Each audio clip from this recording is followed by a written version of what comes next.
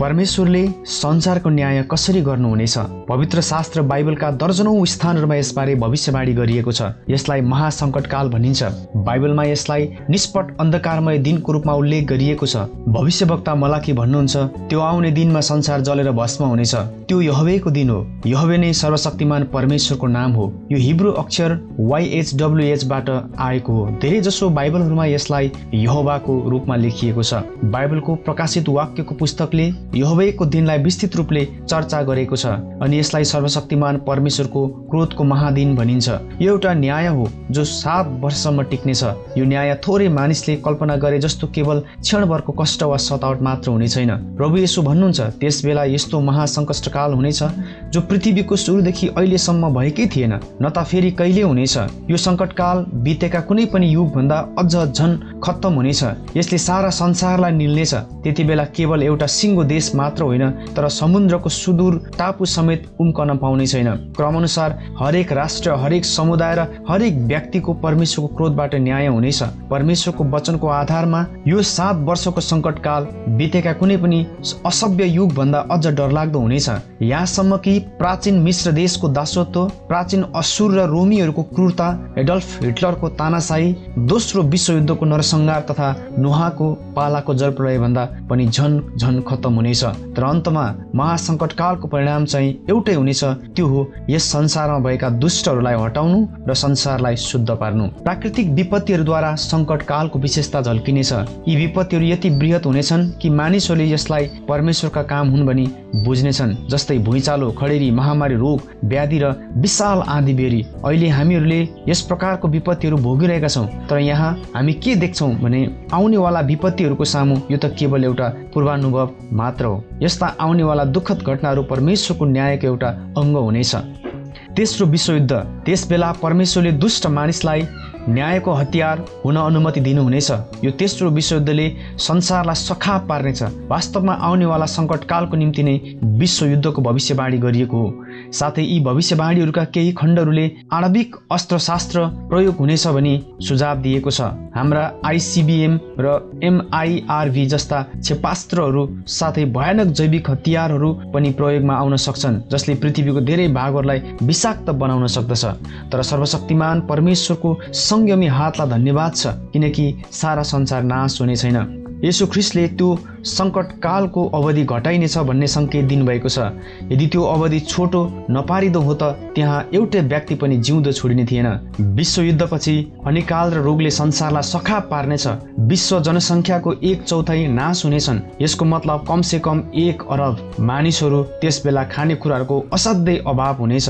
यसैया 9:20 को भविष्यवाणी अनुसार मानिसहरूले आफ्नै पाखुराको मासु खानेछन्। जङ्गली जनावरहरू आहारका लागि मानिसहरूमाथि जाइ लाग्नेछन्। अहिले भइराखेको अपराध, हिंसा, करणी र लागु दुर्व्यसन झन् त्यस बेला अझ भयानक हुनेछ। ब्रह्माण्डमा हलचल हुनेछ। भविष्यवाणीहरूले चेतावनी दिन्छन्, नदीहरू र समुद्रहरू विषाक्त हुनेछन्। फलस्वरूप लाखौं मानिसहरूको मृत्यु हुनेछन्। यो विश्वव्यापी हलचलले विश्वलाई नै असर पार्नेछ। त्यसबेला ताराहरू पृथ्वीमा खस्नेछन्। यो उल्का पिण्डहरूलाई सङ्केत गरेको हुन सक्छ, अथवा पृथ्वीको वायुमण्डलमा पुनः प्रवेश गर्ने आणविक अस्त्र शस्त्रहरू पनि हुन सक्ला। भविष्यवक्ता योएलले चेतावनी दिँदछ, आकाशमा र पृथ्वीमाथि अचम्मका कामहरू हुनेछन्, अर्थात् रगत, आगो र धुवाँका खम्बाहरू। त्यस समय घाम चाहिँ अँध्यारोमा र जुन चाहिँ रगतमा परिवर्तन हुनेछ। प्रकाशित वाक्यको पुस्तकले पनि भन्दछ, घामले पृथ्वीलाई उखर मौलो तापले त्रन्काउनेछ। तब पृथ्वीका मानिसहरू घिनलाग्दो सही नसक्ने घाउ खटिराहरूले भरिनेछन्। यो विपत्तिहरू परमेश्वरले पृथ्वीमा खन्याउनु हुने महामारीहरूको एक अंश मात्र हुन्। मानिसहरूले परमेश्वरको निन्दा गर्नेछन्, तर पश्चाताप गर्ने छैनन्। धेरैजनाले आत्महत्या गर्नेछन्। बाइबल प्रकाशको पुस्तक 6:12-17 को भविष्यवाणी यस्तो छ, अनि जब उहाँले छैटौँ छाप खोल्नुभयो तब मैले हेरेँ, अनि हेर एउटा ठुलो भुइँचालो भयो, अनि घाम चाहिँ केशको भाङ्रे लुगा चाहिँ कालो भयो र जुन चाहिँ रगत जस्तो भयो। अनि जसरी नेभारको रुखले ठुलो हुरीद्वारा हल्लाउँदा आफ्ना नपाकेका नेभारहरू झारिदिन्छ, उसरी नै आकाशका ताराहरू पृथ्वीमा खसे। अनि पुस्तकको मुठा बेरिए चाहिँ आकाश हटेर गयो, अनि हरेक पहाड र टापु आफ्ना ठाउँहरूबाट हटाइए। अनि पृथ्वीका राजाहरू, ठुला ठुला मानिसहरू, धनवान मानिसहरू, मुख्य कप्तानहरू, शक्तिशाली मानिसहरूले र हरेक कमारा र हरेक स्वतन्त्र मानिसले आफूलाई ओडारहरूभित्र र पहाडहरूका चट्टानहरूभित्र लुकाए। अनि तिनीहरूले पहाडहरू र चट्टानहरूलाई भने हामीमाथि खस र सिंहासनमा बस्नु हुनेको मुखबाट र थुमाको क्रोधबाट हामीलाई लुकाइदेऊ, किनकि उहाँको क्रोध ठुलो दिन आएको छ र को उभिन सक्ला र। यसरी मानिसहरूले विलाप गर्नेछन्। ख्रिस्ट विरोधी 7 वर्षको सङ्कटकाललाई एउटा विशेष मान्छेले आफ्नो प्रभुत्वमा राख्नेछ, जसलाई साधारण ख्रिस्ट विरोधी भनिन्छ। त्यसलाई पापको मानिस, विनाशको पुत्र र पशु पनि भनिन्छ। त्यो पराक्रमी र प्रभावशाली हुनेछ, तरै पनि ऊ अधिकार सम्पन्न शैतानको मानिस हुनेछ। त्यो ख्रिस्ट विरोधी परमेश्वरको शत्रु हुनेछ अनि त्यसलाई 7 वर्षीय महासङ्कटकालको पूर्वाध 3.5 वर्षसम्म सारा संसारमा शासन गर्ने अनुमति दिइनेछ। संसारले अघि कहिले नजानेको त्यसको एकतन्त्री शासन अत्यन्तै भयानक हुनेछ। एडल्फ हिटलरले जस्तै त्यस व्यक्तिले लाखौं यहुदीहरूलाई सताउनेछ र नाश गर्नेछ। त्यसले केवल यहुदी मात्र होइन, तर आफूलाई पूर्ण भक्ति र श्रद्धा नगर्ने सारा विश्वका हरेक मानिसलाई पनि संहार गर्नेछ। आर्मागेडोनको युद्ध। ख्रिस्ट विरोधीको त्रासपूर्ण शासन अन्तमा गएर आर्मागेडोनको युद्धमा टुङ्गिन्छ, जुन युद्ध 7 वर्षीय महासङ्कटकालको अन्तमा हुनेछ। त्यसबेला येशू मसीह बडो सामर्थ्य र महिमामा आफ्ना शक्तिशाली स्वर्गदूतहरूको साथमा स्वर्गबाट ओर्लनु हुनेछ। संसार नै नरक जस्तो हो। 7 वर्षको अवधिभरि विश्वको जनसङ्ख्या विशाल रूपले घट्नेछ। सम्पूर्ण राष्ट्रहरूको न्याय गरिनेछन्, किनकि सङ्कटकाल नै न्याय र शुद्धि गर्ने समय हो। त्यो समय यति डरलाग्दो हुनेछ कि कुनै पनि सभ्य व्यक्तिले ती कष्टहरू सहनै चाहँदैन। जे होस्, अझैसम्म हाम्रा पुस्ताका लाखौं अरबौं मानिसहरूले त्यो समयलाई नेतृत्व दिइराखेका छन्, किनकि त्यो सङ्कटकाल सुदूर भविष्यमा घट्ने सानोतिनो घटना होइन।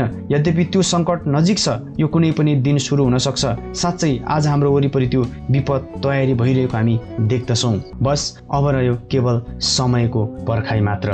के हामी आउन लागेको क्रोधदेखि उम्कन सक्छौँ? अब स्वाभाविक प्रश्न यो छ, हाम्रो निम्ति के आशा छ? के आउन लागेको क्रोधदेखि हामी उम्कन सक्छौँ? किनकि संसारलाई साधारण रूपले हेर्नु हो भने यहाँ न आशा छ न त उम्कने बाटो नै छ। विनाश सामुन्ने छ।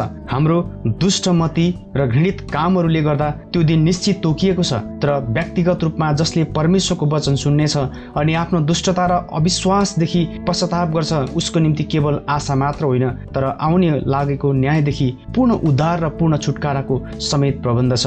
यो छुटकारा खुसीको खबर हो। यसलाई म तपाईसित बाँड्न चाहन्छु। यदि आशा नभएको भए न्यायको विषयमा चर्चा नगर्नु नै बेस हुने थियो। तर छुटकारा परमेश्वरको पुत्र प्रभु येशू ख्रिस्टको व्यक्तित्वमा छ, जो यस संसारमा फेरि आउनु हुँदैछ। येशू ख्रिस्ट चाँडै आउनु हुँदैछ। यो आधुनिक संसारमा येशू आउनु हुँदैछ भन्ने विचार धेरै मानिसको लागि अनौठो लाग्ला। तिनीहरूले सोच्लान् ख्रिस्टको दोस्रो आगमन कल्पना मात्र हो। तर यस पृथ्वीमा येशूको पुनरागमन कल्पना होइन, यो एउटा उडन्ते खबर पनि हो। यो चाँडै घट्ने घटना हो। संसारभरिका लाखौं मानिसहरू जस्तै हामी पनि महिमाका राजाको चाँडै हुने आगमनमा विश्वास गर्छौँ। बस अब रह्यो केवल समयको फेर। इसाईहरूले सोचेको यो नयाँ काल्पनिक विचार वा आध्यात्म विद्या होइन, बरु यो बाइबलको भविष्यवाणी हो, जसलाई पवित्र शास्त्रभरि दोहोऱ्याइएको छ र यस विषयमा जोर दिइएको छ। आज थोरै मानिसहरू परमेश्वरले संसारको गतिविधिमा हस्तक्षेप गर्नुहुनेछ भन्ने विचारमा खिल्ली उडाउँछन्। अत तिनीहरूले सोध्ने गर्छन्, खोइ त उहाँको आगमनको प्रतिज्ञा बाइबलमा मसीहको दोस्रो आगमनको सम्बन्धमा 300 पटक प्रतिज्ञा गरिएको छ अनि यो प्रतिज्ञा कमसेकम 1845 पटक उल्लेख भएको छ। यो दोस्रो आगमनको विषयमा बोल्ने प्रथम भविष्यवक्ता नूहको बराजो हनोक थिए। यस सम्बन्धमा पुरानो नियमका धेरै लेखकहरू र सम्पूर्ण प्रेरितहरूले भविष्यवाणी गरेका थिए अनि येशू स्वयंले म फेरि आउनेछु भन्ने प्रतिज्ञा गर्नुभएको छ। उहाँको वचन यस प्रकार छ, मेरा पिताको घरमा धेरै स्थानहरू छन्, त्यस्तो नहुँदो हो त म तिमीहरूलाई भन्ने थिएँ, म तिमीहरूका निम्ति ठाउँ तयार पार्न जान्छु अनि मैले गएर तिमीहरूका निम्ति ठाउँ तयार पारे भने म फेरि आउनेछु अनि म जहाँ छु त्यहाँ तिमीहरू पनि हो भनेर म तिमीहरूलाई आफू कहाँ लिनेछु। यूहन्ना 14:2 र 3। अब प्रश्न उठ्छ, मालिक किन संसारमा फर्केर आउनु हुँदैछ? जब तपाईँ भविष्यवाणीहरू अध्ययन गर्नुहुन्छ, उहाँको आगमनको 2वटा मुख्य कारणहरू भेट्नुहुनेछ। ती हुन्, 1 यस संसारदेखि आफ्ना जनलाई छुटकारा दिनु र उठाइ लैजानु। 2 यस संसारलाई दुष्टतादेखि शुद्ध पार्नु। वास्तविकता के हो भने हामी प्रत्येक जसले यो सन्देश पढ्छौँ र प्रभुको आगमनको निश्चित घडीमा जिइरहेका छौँ, त्यस बेला दुईतिर भङ्गालिनेछौँ, उठाइ लगिनलाई कि त शुद्ध पारिनलाई। छुटकारा कसरी त? उठाइ लगिने अथवा यसलाई हामी भन्छौँ बादलमा उठाइने या पक्री लैजाने घटना जो पहिले घट्छ। मुक्तिदाताले आफ्ना जनहरूलाई सङ्कटकाल सुरु हुनुभन्दा अघि नै यस संसारबाट उठाइ लैजानु हुनेछ जस्तै हामी पढ्छौँ, किनकि परमेश्वरले हामीलाई क्रोधका निम्ति होइन तर हाम्रा प्रभु येशू ख्रीष्टद्वारा मुक्ति पाऊँ भनी ठहराउनु भएको छ। 1 थेसलोनिकी 5:9। प्रभु यीशुले आफ्ना जनहरूलाई प्रतिज्ञा गर्नुभएको छ, तिमीले मेरो धीरजको वचन पालन गरेका छौ, यसकारण म पनि तिमीलाई परीक्षा घडीमा जोगाउनेछु, जुन चाहिँ पृथ्वीमा बस्नेहरूलाई जाँच्नका निम्ति सारा संसारमाथि आउनेछ। प्रकाश 3:10। यो उठाइ लगिने घटना कसरी घट्नेछ यसबारे पावल प्रेरितले यसरी व्याख्या पनि गरेका छन्, किनकि प्रभु आफै चित्कारसित प्रधान स्वर्गदूतको आवाज र परमेश्वरको तुरैसित स्वर्गबाट उर्लन हुनेछ अनि ख्रीष्टमा मरेकाहरू पहिले बौरेर उठ्नेछन्। त्यसपछि हामी जो जीवित रहिरहेकाहरू हावामा प्रभुलाई भेट्नका निम्ति उनीहरूसित एकसाथ बादलमा उठाइनेछौँ अनि यसरी हामी सधैँ प्रभुको साथमा रहनेछौँ। 1 थेसलोनिकी 4:16 र 17। कुरा स्पष्ट छ, यो उठाइ लगिने प्रक्रियाले आत्मिक उन्नतिको विषयमा बातचित गरिरहेको छैन, न त मृत्युपछि हाम्रो आत्माहरू उठाइ लगिने विषयमा नै बातचित गरिरहेको छ। जब येशू आउनुहुन्छ हामी हावा र बादलहरूमा उठाइनेछौँ अनि तुरुन्तै आत्मिक राज्यमा प्रवेश गर्नेछौँ। त्यो हो पिताको घर जहाँ धेरै वासस्थानहरू छन्, जसलाई मालिकले आफ्ना जनहरूको निम्ति तुरुन्त तयार पारिरहनु भएको छ। यो बादलमा उठाइ लगिने प्रक्रियामा सम्पूर्ण नयाँ जन्म पाएका विश्वासीहरू, मसीहको सम्पूर्ण साँचो चेलाहरू अनि हरेक जसलाई मालिकले यी मेरा चेला हुन् भनी सम्बोधन गर्न सक्नुहुन्छ ती सबै समेटिनेछन्। तपाईँले सोचिरहनु भएको होला यो कसरी सम्भव हुनेछ, कसरी मानिसहरू शरीर आकाशमा उठाउन सक्छ? तर यो सम्भव हुनेछ। जस्तै 1 कोरिन्थी 15:51-53 हामी पढ्छौँ, हेर एउटा रहस्य म तिमीहरूलाई बताउँछु, हामी सबैजना सुति जाने छैनौँ, तर हामी सबै बदली हुनेछौँ। एकै छिनमा आँखाको झिमिकमा आखिरी तुरै बज्दाउँदी, किनकि तुरै बज्नेछ र मरेकाहरू अविनाशी दशामा बौराइनेछन् र हामी चाहिँ बदली हुनेछौँ, किनकि यस विनाशीले अविनाशीलाई पहिरिनै पर्छ र यस मरणशीलले अमरतालाई ओढ्नै पर्छ। यसै कारण विश्वासीहरू उठाइनेछन् र बदली हुनेछन्, तिनीहरूका शरीर पुनरुत्थान पछिको प्रभुको शरीर जस्तै हुनेछन्। किन मालिकले आफ्ना जनहरूलाई लानुहुनेछ?